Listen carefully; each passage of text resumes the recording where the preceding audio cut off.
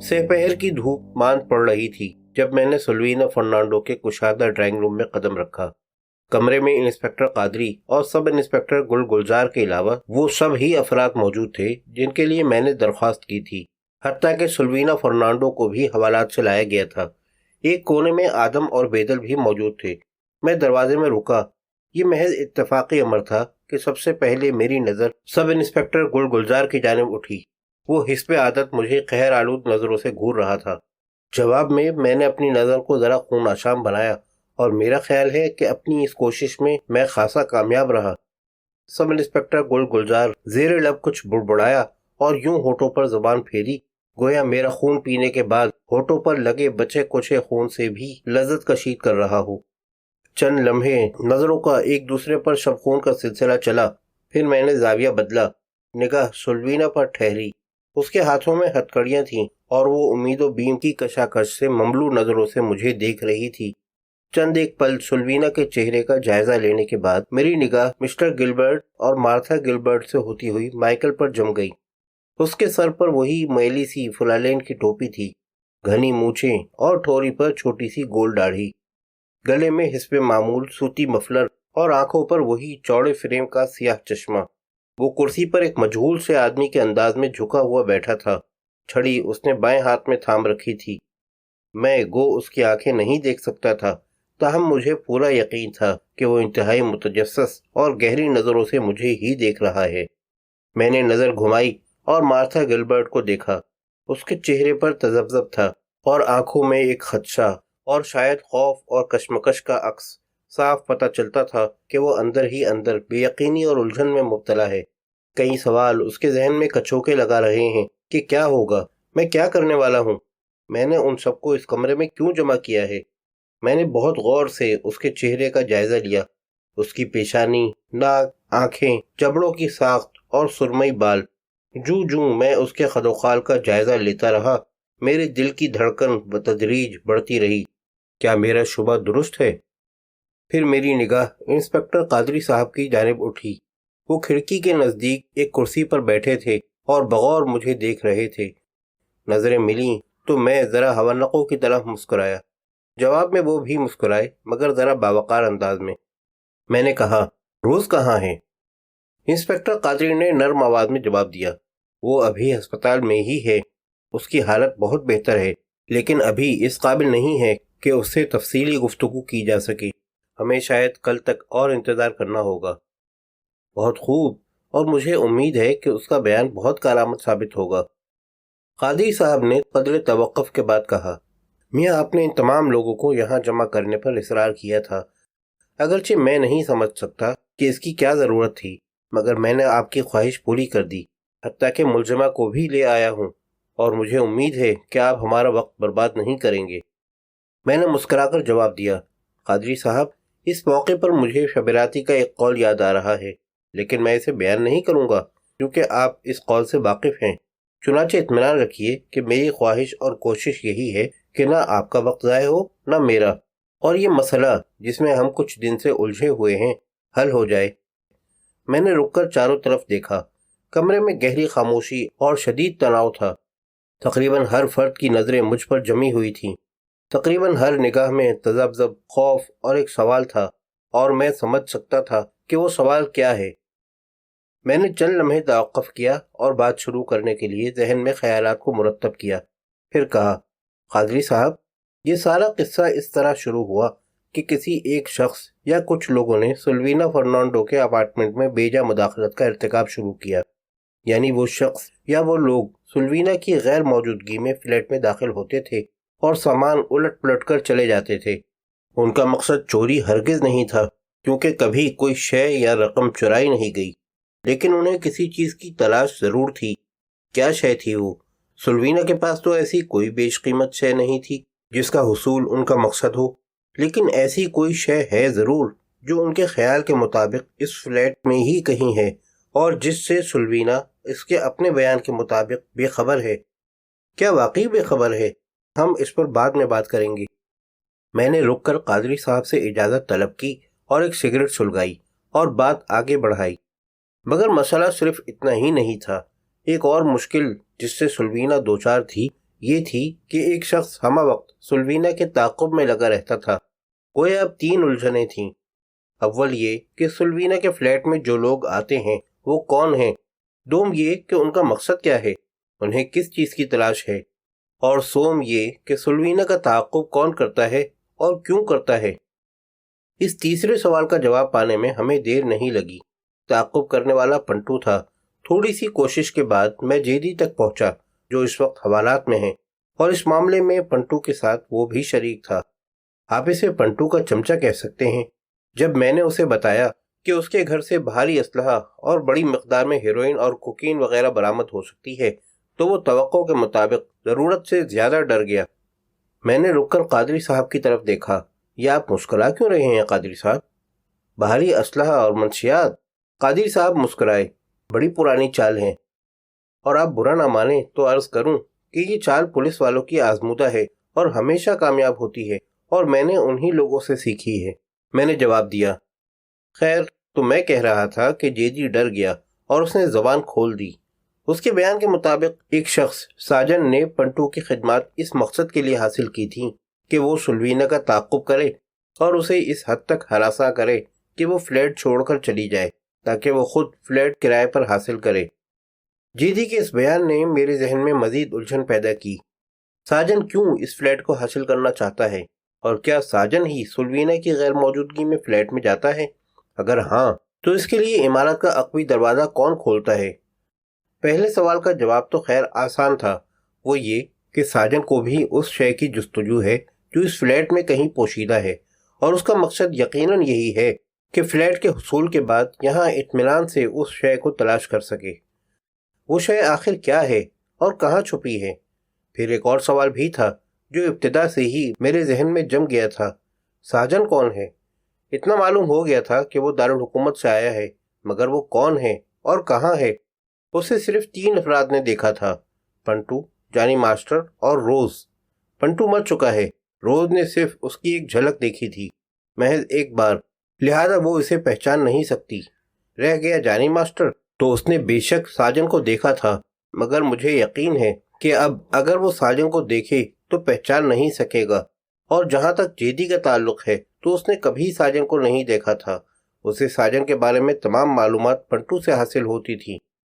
اتنی معلومات کے حصول کے بعد یہ بات پوری طرح واضح ہو گئی کہ اس قصے میں ساجن ایک مہرہ ہے، بلکہ شاید سب سے اہم کردار ہے۔ وہ فلیٹ حاصل کرنا چاہتا ہے، اور قطعی طور پر اسے اس نامعلوم شے کی جستجو ہے جو غالباً اس فلیٹ میں کہیں ہے۔ لیکن ساجن کون ہے، کہاں ہے؟ یہ دونوں سوال بہت اہم تھے۔ مجھے محسوس ہوتا تھا کہ جب تک ساجن تک رسائی نہیں ہوگی تب تک یہ مسئلہ سمجھ میں نہیں آئے گا۔ میں نے رک کر چند لمحے غور کیا، پھر قادری صاحب کی طرف دیکھا۔ قادری صاحب، اس ذکر کو اب میں یہیں چھوڑتا ہوں اور بات تقریباً 1.5 سال قبل کی کرتا ہوں، کیونکہ اس معاملے کو حل کرنے کے لیے ہمیں شروع سے سارے معاملے کو دیکھنا ہوگا۔ میں آپ کو بتا چکا ہوں کہ اب سے کوئی 1.5 سال قبل دارالحکومت میں مرکنٹائل بینک کی ایک شاخ میں ڈاکہ پڑا تھا۔ اس ڈاکے میں 4 افراد ملوث تھے، ڈیسوزا، حیدر، چارلی اور پیٹر۔ ان میں سے حیدر ڈاکے کے دوران ہی پولیس کی گولی سے ہلاک ہو گیا تھا، جبکہ ڈیسوزا زخمی حالت میں گرفتار ہوا تھا اور بعد ازاں جیل میں مر گیا تھا، لیکن چارلی اور پیٹر فرار ہونے میں کامیاب ہو گئے تھے۔ بینک کی وہ شاخ جس میں واردات ہوئی تھی جس علاقے میں ہے وہ خاصا گنجان ہے، اطراف میں گلیوں کا جال بچھا ہوا ہے۔ میرا اندازہ ہے کہ پولیس سے مقابلے کے دوران افراتفری میں چارلی اور پیٹر علیحدہ علیحدہ گلیوں میں نکل گئے ہوں گے۔ اس میں ان کے ارادے کا دخل نہیں رہا ہوگا۔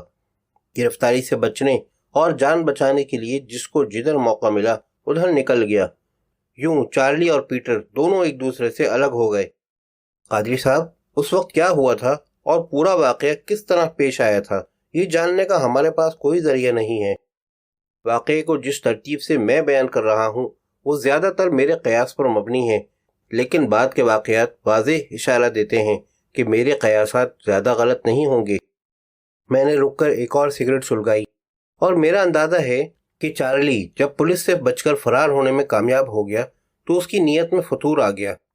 4 کروڑ روپے سے بھرا ہوا تھیلا مجھے یقین ہے کہ اس کے پاس تھا، اور اس نے سوچا ہوگا کہ کیوں نہ ساری رقم پر وہ خود ہی قبضہ کر لے۔ جی ہاں، قادری صاحب، پیسہ چیز ہی ایسی ہے، آدمی پیسے کے لیے کیا کچھ نہیں کرتا، اپنی ذات، رشتے، دوستی، انسانیت، ایمان، حتیٰ کہ خدا کو بھی بیچ دیتا ہے۔ یہ میں نہیں کہہ رہا ہوں، دنیا کے ہر دانشور نے یہ بات کہی ہے، جن میں شبراتی بھی شامل ہے۔ چارلی نے یہی کیا، یعنی دوستی کی پرواہ نہیں کی اور ساری رقم لے کر غائب ہو گیا۔ مگر ظاہر ہے کہ یہ آسان نہیں تھا، وہ اتنی آسانی سے اتنی بڑی رقم ہضم نہیں کر سکتا تھا۔ اسے اچھی طرح علم تھا کہ پولیس اسے کونے کونے میں تلاش کرے گی، پھر پیٹر بھی خاموش نہیں بیٹھے گا، نہ تو وہ اس دغابازی کو بھولے گا اور نہ 4 کروڑ روپے کی رقم کو۔ وہ چارلی کی تلاش میں زمین کا چپا چپا چھان مارے گا۔ اس کے علاوہ اسے 5ویں آدمی کا بھی ڈر تھا۔ جی ہاں، پولیس کا خیال تھا اور ہے کہ ڈکیتی میں 4 نہیں 5 افراد شامل تھے۔ 4 نے واردات انجام دی تھی، جبکہ 5واں ایک قریبی سڑک پر کسی جگہ کار میں ان کا منتظر تھا۔ اس کی ذمہ داری بنیادی طور پر صرف یہ تھی کہ جب چاروں واردات کے بعد واپس آئیں گے تو وہ کار چلائے گا اور جلد از جلد اس علاقے سے نکل جانے کی کوشش کرے گا۔ لیکن اس پروگرام پر عمل نہیں ہو سکا کیونکہ پولیس کے بروقت پہنچ جانے کے باعث پورا منصوبہ فیل ہو گیا۔ چارلی اور پیٹر کے فرار ہو جانے کے بعد اس 5ویں فرد نے کار اسٹارٹ کی اور وہاں سے روانہ ہو گیا۔ یہاں یہ ذکر کرنا مناسب ہوگا کہ 2-3 دن بعد پولیس کو شہر کے مختلف حصوں میں 2 کاریں ملی تھیں جو چوری کی گئی تھیں اور چور انہیں وہاں چھوڑ کر چلے گئے تھے۔ پولیس کا اندازہ ہے کہ یہ دونوں کاریں ڈکیتی میں استعمال کے لیے چرائی گئی تھیں، لیکن منصوبہ ناکام ہونے پر انہیں کاریں چھوڑنا پڑیں۔ ڈکیتی میں 5ویں آدمی کی شمولیت کے بارے میں پولیس کا نظریہ بالکل درست ہے۔ 5واں فرد واقعی تھا، لیکن وہ کون تھا؟ کم از کم ڈی سوزا اس بارے میں کچھ نہیں جانتا تھا، کیونکہ حیدر نے اس 5ویں فرد کو بالکل آخری مرحلے میں منصوبے میں شامل کیا تھا۔ ہو سکتا ہے کہ پیٹر اور چارلی بھی ناواقف رہے ہوں، لیکن چارلی کو بہرحال یہ تو معلوم ہی تھا کہ وہ 5واں فرد چارلی سے واقف ہے، لہذا وہ بھی چارلی کو ضرور تلاش کرے گا۔ لیکن وہ 5واں آدمی کون تھا؟ میرا خیال ہے کہ مجھے بہت حد تک اندازہ ہے۔ ابھی ذرا صبر سے کام لیجئے اور مجھے آگے کے واقعات بیان کرنے دیجئے۔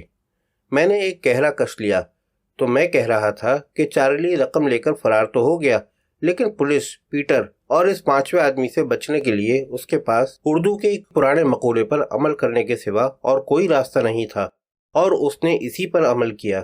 ہمارے پاس ایسا کوئی ذریعہ نہیں ہے کہ ہم یہ جان سکیں کہ فرار ہونے کے بعد وہ کہاں کہاں گیا، کن شہروں میں چھپتا پھرا، اور یہ کہ 4 کروڑ کی خطیر رقم کا اس نے کیا کیا۔ لیکن چند ماہ قبل یہاں قتل کی ایک واردات ہوئی تھی۔ سول لائن کے علاقے میں ایک لاش پائی گئی تھی۔ مرنے والے کا نام نسیم الدین بتایا گیا تھا اور وہ یہیں اسی عمارت کے اس فلیٹ میں قیام پذیر تھا۔ پولیس اس واردات کو حل کرنے میں قطعی طور پر ناکام رہی تھی۔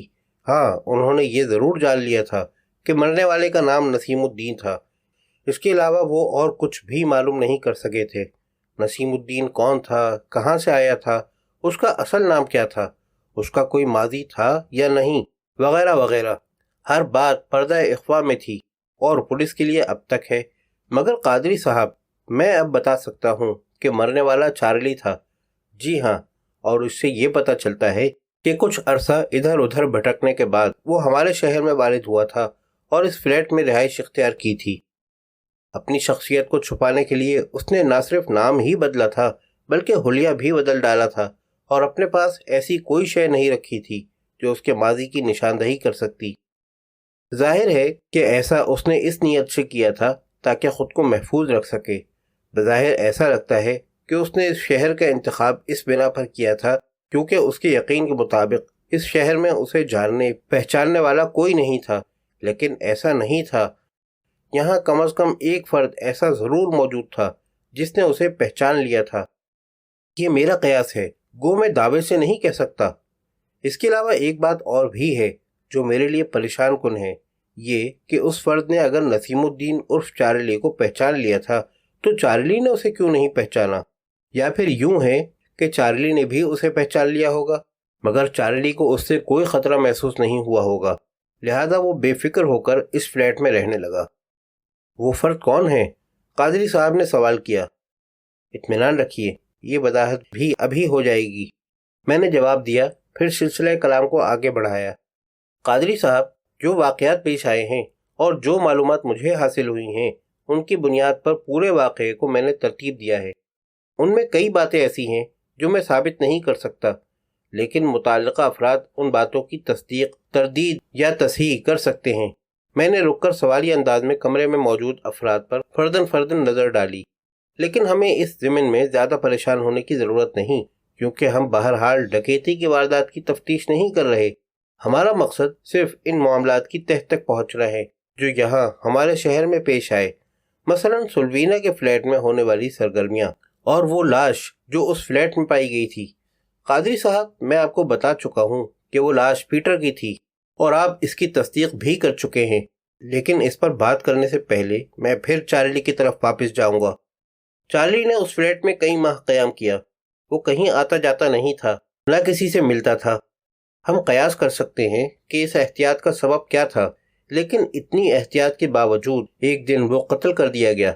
उसे किसने कत्ल किया हम नहीं जानते, लेकिन फर्ज कर सकते हैं कि उसका कातिल या तो पीटर हो सकता है या फिर वो पांचवा फर्द, क्योंकि उन्हें बहरहाल इन 4 करोड़ रुपयों की जुस्तजू थी जो चार्ली के पास थे।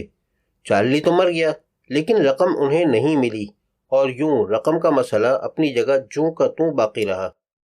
और वो रकम अब भी गायब है? कादरी साहब ने पूछा। जी हाँ, मैंने जवाब दिया।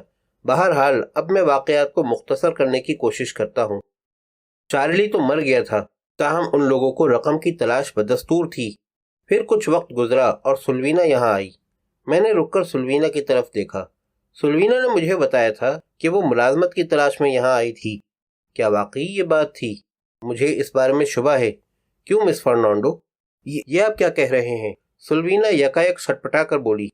मैं आपको बता चुकी हूँ कि हाँ, लेकिन वो सच नहीं है। मैंने कहा, तुम दरअसल इस रकम की जुस्तजू में ही यहाँ आई थी, है ना? नहीं नहीं, ये बिल्कुल झूठ है। सुल्वीना ने मान चीख कर कहा, मुझे रकम के बारे में कुछ नहीं मालूम, आप यकीन कीजिए। मैंने मुस्कुरा कर कहा, लेकिन तुमने बहुत कुछ हमें नहीं बताया था जो अब हमें मालूम है। मसलन ये कि डकैती में शामिल एक फर्द डिसूजा से तुम्हारे गहरे मरासिम थे, इतने ज्यादा कि बाज़ लोग ऐसा ख्याल करते थे कि तुम उससे शादी करने वाली हो। तुम उससे मिलने जेल भी जाती थी, है ना? सुल्वीना का चेहरा सफ़ेद पड़ गया। उसने दहशत भरी नज़रों से कादरी साहब की तरफ देखा, फिर कपकपाती आवाज़ में बोली, ये सब आपको कैसे मालूम हुआ? मैं मुस्कुराया। मिस फर्नांडो, मालूमात हासिल करना ही हमारा काम है।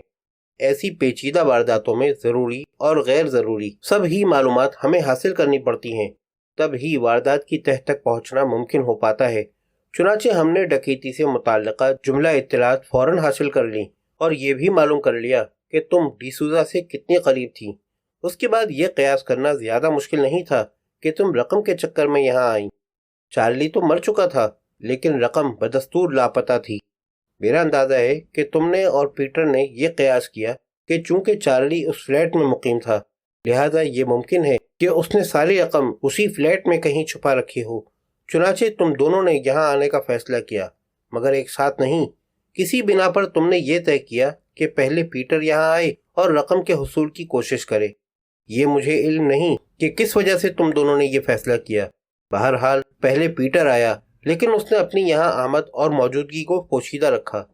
तुम चार्ली के मरने के बाद आई, क्योंकि पीटर रकम हासिल करने में नाकाम रहा था। तुम दोनों ने यह तय किया कि तुम इस फ्लैट में रहोगी, पीटर वक्तन फवक्तन यहाँ आएगा और तुम दोनों मिलकर उस रकम को तलाश करोगे। क्यों मिस फर्नांडो, मैं ठीक कह रहा हूँ ना? अगर कहीं कुछ गलत है तो तुम उसकी तरदीद या तस्हीह कर सकती हो। सुल्वीना होंठ भींचे आतिशी नजरों से मुझे घूर रही थी। मैं चुप हुआ तो वो जहरीले लहजे में तकरीबन चीख कर बोली, बकवास है ये। मैं तो यहाँ सिर्फ मुलाजमत के सबब से आई थी। मैं पीटर के बारे में कुछ नहीं जानती। तुम जानती हो, मैंने सर्द लहजे में कहा। जिस आदमी की लाश तुम्हारे फ्लैट में पाई गई थी वो कोई और नहीं, पीटर था, डकैती का चौथा मुजरिम। सुल्वीना ने कुछ कहने की कोशिश की। उसके होंठ कांपे, मगर आवाज़ सुनाई नहीं दी। कशमकश की ये कैफियत कुछ देर रही, फिर उसने हरासा नज़रों से फर्दन फर्दन कादरी साहब और दूसरे अफराद की तरफ देखा और बेबसी से गर्दन झुका ली।